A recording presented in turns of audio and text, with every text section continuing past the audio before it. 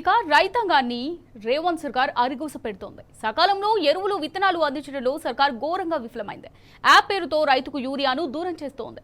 Urea యాప్తో రైతులు తీవ్ర ఆందోళనకు గురవుతున్నారు. యూరియా యాప్ ఎత్తివేయాలని కామారెడ్డి జిల్లా రైతులు డిమాండ్ చేస్తున్నారు.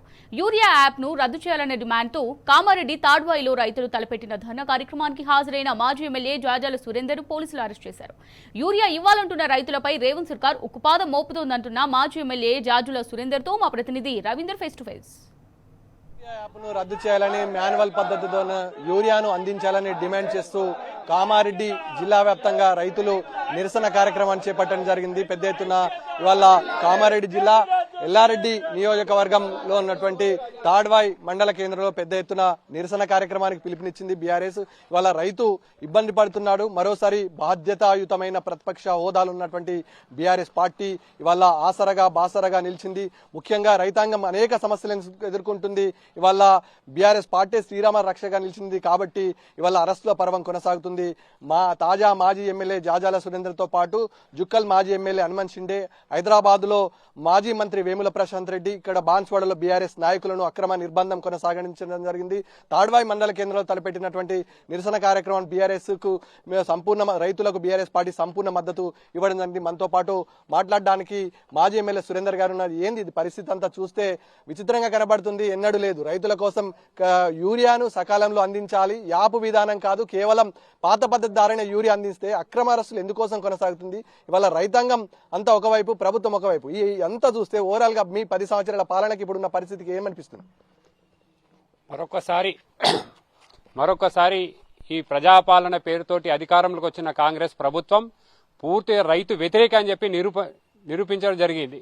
ఈ రోజు రైతులు తాడ్వాయి మండలంలో ఉన్నటువంటి రైతులు ఏమడిగినారా, మాకు యూరియా కావాలి, ఆ యాప్ వద్దు అని చెప్పి వాళ్ళు అడుగుతుంటే నిరసన తెలియనీయకుండా ఇలా ప్రజాస్వామ్యబద్ధంగా నిరసన తెలియజేస్తూ అని వాళ్ళ రైతులే వంట వార్పు వేసి మమ్మల్ని ఆహ్వానించడం జరిగింది.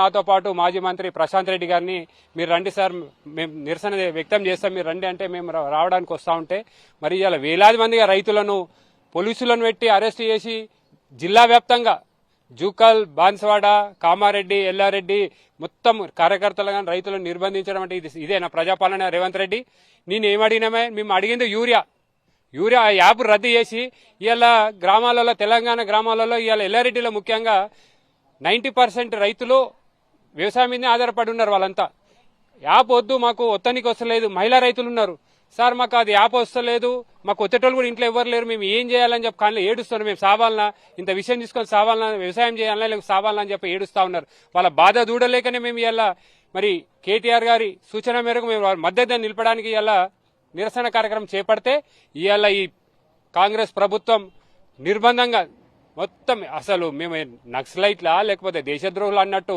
రాత్రి 2 గంటలు 3 గంటల నుంచి అరెస్టులు చేయడం, పోలీస్ స్టేషన్లలో పెట్టడం, ఇదేనా రేవంత్ రెడ్డి నీ ప్రజాపాలన? దీనికైనా నీకు ఓటేసింది? నేను ఏం అడిగినామే, యూరియా యాప్ రద్దు చేసి గతంలో కేసీఆర్ ప్రభుత్వం ఎట్లిచ్చింది? 10 సంవత్సరాలు ఏ రైతు కూడా ఎక్కడ కూడా చెప్పులు లేకుండా చేసిండు కదా, చెప్పులు లైన్లు లేకుండా చేసిండు కదా. పొలాల కాడికి ఆటోడికి చెప్తే ఆటోలు తీసుకుపోయేద్దరు. ఇవాళ కొత్తగా ఏమైంది? ఇవాళ నువ్వేమన్నా కొత్త పరిపాలన చేస్తున్నావు, మీదికేం దిగి వచ్చినావా? కేసీఆర్ చేసినది నువ్వు ఎందుకు అవలంబించలేకపోతున్నావు? నీ చేతగాని తనమే ఇలా బయట పడుతుంది. నువ్వు దద్దమ్మవని తెలిసిపోయింది ప్రజలకు. ఎట్లా రైతు బంధు ఇస్తలేవు? మొన్న చూసినాము, యాసంగిలో వడ్లు కొనకి చేత కాలేదు, సగం మంది రైతులు బయటనే అమ్ముకున్నారు. ఏది మొత్తం కూడా చేస్తా పోతారు. రైతులకు వ్యతిరేకంగా ఉన్నావు కానీ వీళ్ళ ప్రజలకు చేసేది ఏం లేదు. హిట్లర్ని ప్రేరణగా తీసుకున్నటువంటి ముఖ్యమంత్రి మళ్ళీ హిట్లర్ నైజాన్ని చూపిస్తున్నాడు, హిట్లర్ని తలపిస్తున్నాడు. ఓవరాల్ గా రైతాంగం ఒకటే డిమాండ్ చేస్తుంది, మాకు సునాయాసంగా యూరియా వచ్చే విధానాన్ని యాప్ను రద్దు చేయాలి, మాన్యువల్ పద్ధతి కేసీఆర్ ఉన్న సమయంలో ఎలాంటి బాధరబందీ లేకుండా సునాయాసంగా యూరియా వస్తుంది, ఆ పద్ధతి తీసుకొస్తే ప్రభుత్వానికి వచ్చే ఇబ్బంది ఏది? ఇవాళ మేము అదే అడిగేది, నువ్వు కేసీఆర్ అవలంబించిన విధానం ఎందుకు అవలంబించలేకపోతున్నావు? నీకు చేతనైతలేదా? గతంలో కేసీఆర్ గారు ఈ దేశంలో యూరియా ఎక్కడ దొరుకుతుంది, తన మంత్రులను అధికారులను పంపించి మన అన్ సీజన్ టైంలో భారతదేశంలో ఎక్కడ యూరియా దొరుకుతుందో మొత్తం తీసుకొచ్చి బఫర్ స్టాక్ పెట్టి రైతులకు సకాలంలో అందించేవాడు. ఈయనకు అవగాహన లేదు, పాడు లేదు. ఎంతసేపు హిట్లర్ను జోకర్ లేక ఉన్నాడు. ఇవాళ ముఖ్యమంత్రి జోకర్ అయిపోయిండు, అందరు నవ్వుకుంటా ఉన్నారు. ఈ భారతదేశంలో ఎవరైనా ముఖ్యమంత్రిని చూస్తున్నట్టే ఓన్లీ రేవంత్ రెడ్డిని చూసి నవ్వుతున్నారు. ఒక హిట్లర్ అని ఎవడని చెప్తాడే, రాముడు కావాలన్నా రావణుడు అంటే రావణ్ అని చెప్పుకుంటున్నాడు. అంత సిగ్గు లేకుండా చెప్తా ఉన్నాడు. ఏమైనా చేస్తున్నట్టే ఏదైనా మైక్ పడితే కేసీఆర్ గారిని తిట్టడం, కేటీఆర్ గారు హరీష్ రావు గారిని తిట్టడం. ఇవాళ మేము గ్రామాలలో ప్రశ్నిస్తే మమ్మల్ని అరెస్టులు చేసుకుంటే ఇట్లా పోలీస్ స్టేషన్లో పెడుతున్నాం. ఇవాళ ప్రజలందరూ చూస్తా ఉన్నారు. నీకు తొందరనే నీకు దగ్గర రోజులు పడ్డాయి, నీకు గట్టిగా బుద్ధి చెప్తారు. చివరిగా రైతాంగం అంతా ఇబ్బందికరమైన సిచ్యువేషన్ ఉంది. మళ్ళీ బాధ్యతాయుతమైన ప్రతిపక్ష పార్టీ రైతులకు ఆసరగా నిలిచింది. చివరిగా ఈ రైతాంగంకి ఏం వచ్చి చెప్పబోతున్నారు, ఈ ప్రభుత్వానికి ఏమని హెచ్చరించబోతున్నారు? మేము తెలంగాణ చేసిన పార్టీ, తెలంగాణ ఉద్యమ స్ఫూర్తి కేసీఆర్ గారి నాయకత్వంలో మేము పనిచేస్తున్నాం.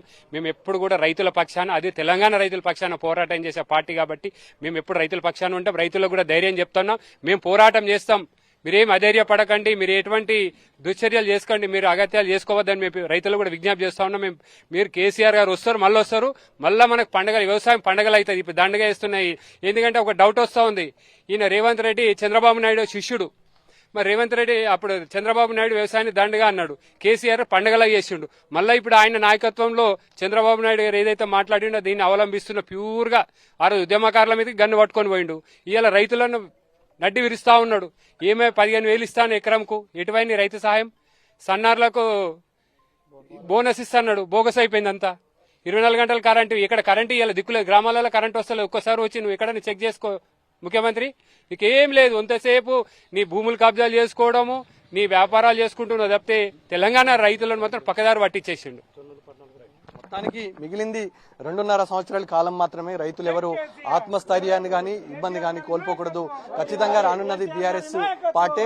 కేసీఆర్ ముఖ్యమంత్రిగా ఉన్న సమయంలో రైతులకు ఎవరికి ఇబ్బంది లేకుండా, బాధరబంది లేకుండా ఉండే గతాన్ని చూసుకుని ఇవాళ రైతాంగం అంతా బాధపడుతున్న సందర్భం స్పష్టంగా కనబడుతుంది. ఈ నేపథ్యంలో ఇవాళ అక్రమ అరెస్టులు, నిర్బంధాలతో ప్రభుత్వం అణిచివేసే కుట్రకు పూనుకున్నంత మాత్రం రైతులు ఎవరు ఆత్మస్థైర్యాన్ని, ధైర్యాన్ని కోల్పోద్దని ఇవాళ స్థానికంగా ఉన్నటువంటి బీఆర్ఎస్ నాయకులతో పాటు బీర్కూర్ పోలీస్ స్టేషన్ లో వందలాది మందిగా ఇవాళ బీఆర్ఎస్ శ్రేణులు మాజీ ఎమ్మెల్యే జాజాల సురేందర్ కు మద్దతుగా రావడం జరిగింది. ఈ నేపథ్యంలో పెద్ద ఎత్తున ఈ తాడ్వాయి మండల కేంద్రంలో తలపెట్టినటువంటి ఈ సామూహిక వంట వార్పు కార్యక్రమంతో పాటు ఇవాళ ఇక్కడ ప్రభుత్వం అవలంబిస్తున్న తీరు పట్ల యావత్ తెలంగాణ గమనించింది. అక్రమ అరెస్టులు, నిర్బంధాలతో ఉద్యమం స్థాయిలో రూపొందినటువంటి ఈ యూరియా యాప్ విధానాన్ని తక్షణమే ప్రభుత్వం రద్దు చేయకపోతే భవిష్యత్తులో రానున్న సమయంలో ఉద్యమాన్ని మరింత ఉధృతం చేస్తాం. ఇవాళ రైతుకు బీఆర్ఎస్ పార్టీ ఆసరగా బాసరగా ఉంది. రైతులు ఎవరు ఆత్మస్థైర్యాన్ని కోల్పోకూడదని బీఆర్ఎస్ క్యాడర్ పిలుపునిస్తుంది. దాదాపుగా 2.5 సంవత్సరాల్లో మళ్లీ కేసీఆర్ రాబోతున్నాడు, ఇలాంటి ఇబ్బందులు ఏవి ఉండవని బీఆర్ఎస్ క్యాడర్ తేల్చి చెప్తుంది. ముఖ్యంగా అరెస్టుల పర్వం కొనసాగింది. అటు తాడ్వాయి మండల కేంద్రంలో రైతులు తలపెట్టిన ధర్నా విజయవంతమని చెప్పవచ్చు. ఓటో స్టూడియో.